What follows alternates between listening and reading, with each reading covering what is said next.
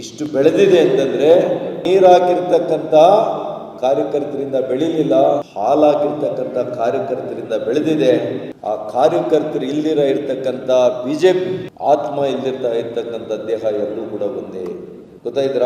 ಬರೀ ದೇಹ ಇದ್ರೆ ಪ್ರಯೋಜನ ಇಲ್ಲ, ಆತ್ಮ ಇರು. ಹಾಗಾಗಿ ಅಂತ ಒಬ್ಬ ಶ್ರದ್ಧಾ ಭಕ್ತಿಯಿಂದ ನಿಷ್ಠೆಯಿಂದ ಇರ್ತಕ್ಕಂಥ ಕಾರ್ಯಕರ್ತ ಪಕ್ಷಕ್ಕೆ ಅವಸರ. ಅದಕ್ಕೋಸ್ಕರನೇ ಪಕ್ಷ ಇವತ್ತು ಇಷ್ಟು ದೊಡ್ಡ ರೀತಿಯಲ್ಲಿ ಬೆಳೆದಿದೆ. ವಾಜಪೇಯಿ ಅವರ ಬಗ್ಗೆ ಎಲ್ಲ ಹೇಳಿದ್ರು, ನಾನು ಇಷ್ಟೇ ಹೇಳ್ತೀನಿ. ವಾಜಪೇಯಿ ಅವರು 40 ವರ್ಷ ಅವರು ವಿರೋಧ ಪಕ್ಷದಲ್ಲಿ ಇರ್ತಾರೆ. ಅದರಲ್ಲಿ ಸುಮಾರು ಅವರು 2 ಬಾರಿ ರಾಜ್ಯಸಭೆ, 10 ಬಾರಿ ಲೋಕಸಭೆ. ಅವರಿದ್ದ ಪ್ರಧಾನಮಂತ್ರಿಗಳಾಗಿ ಕೇವಲ 6 ರಿಂದ 7 ವರ್ಷ. ಅದು ಅವರ ಜೀವನದ ಸಾಯಂಕಾಲದ ಕಾಲದಲ್ಲಿ ಅವ್ರ ಪ್ರಾಯ ಜಾಸ್ತಿ ಆದ.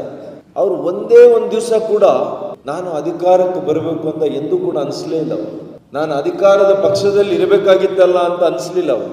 ಆದರೆ ಅವ್ರ ಗುರಿ ಯಾವಾಗಲೂ ಕೂಡ ಈ ದೇಶವನ್ನು ಹೇಗೆ ಮುನ್ನಡೆಸಬೇಕು, ಬೆಳೆಸಬೇಕು, ಅಭಿವೃದ್ಧಿಯನ್ನು ಹೊಂದಿಸಬೇಕು, ಇದೇ ಚಿಂತನೆಯಲ್ಲೇ ಇತ್ತು.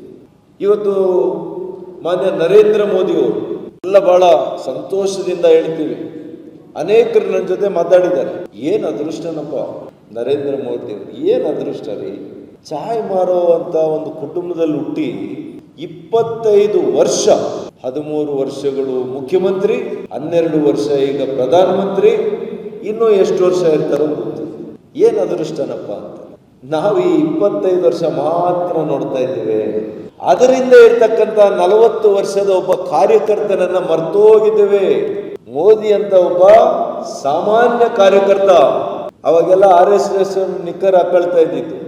ಕಾಕಿ ನಿಕ್ಕರ್ ಅಲ್ವಾ ನೋಡ್ರೆ, ಕಾಕಿ ನಿಕ್ಕರು, ಬಿಳಿ ಶರ್ಟ್ ಹಾಕೊಂಡು ಜಾಲಿಗೆ ಇಟ್ಕೊಂಡು ಮನೆ ಮನೆಗೆ ತಿರುಗಿ ಕಾರ್ಯಕರ್ತರ ಮನೆಗೆ ಹೋಗಿ ಆ ಕಾರ್ಯಕರ್ತರ ಮನೆಗಳಲ್ಲೇನೆ ಊಟ ಮಾಡಿ, ಉಪಹಾರ ಮಾಡಿ, ಅಲ್ಲೇ ತಂಗಿ ಇಡೀ ರಾಜ್ಯದಲ್ಲಿ, ಇಡೀ ದೇಶದಲ್ಲಿ ಸಂಚಾರ ಮಾಡಿ ಯಾವುದನ್ನು ಬಯಸದೆ ಮಾಡದಂತ ವ್ಯಕ್ತಿತ್ವ ಒಬ್ಬ ವ್ಯಕ್ತಿ ಮಾನ್ಯ ನರೇಂದ್ರ ಮೋದಿಯವರನ್ನ ನಾವು ಮರ್ತೋಗಿದ್ದೇವೆ.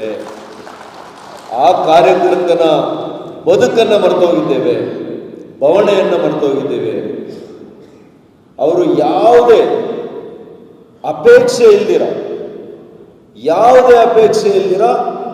ದೇಶದ ಅಭಿವೃದ್ಧಿ, ದೇಶದ ಒಂದು ಪ್ರಗತಿಗೋಸ್ಕರ ಚಿಂತನೆಯನ್ನು ಇಟ್ಕೊಂಡು ಅವರನ್ನು ಅವರೇ ಸಮರ್ಪಣೆ ಮಾಡ್ಕೊಂಡಿದ್ದಂತಹ ಸಾಮಾನ್ಯ ಕಾರ್ಯಕರ್ತ ನರೇಂದ್ರ ಮೋದಿ ಅವರು. ಅಧಿಕಾರ ಅಂತೀರಾ, ದೇಶದ ಅಧಿಕಾರ ಬಂದಾಗ ಅಧಿಕಾರ ಅವರನ್ನು ಹುಡ್ಕೊಂಡೇ ಹೋಯ್ತು ಹೊರಟ್ರೆ ಅವರು ಅಧಿಕಾರವನ್ನು ಹುಡ್ಕೊಂಡು ಹೋಗಲಿಲ್ಲ.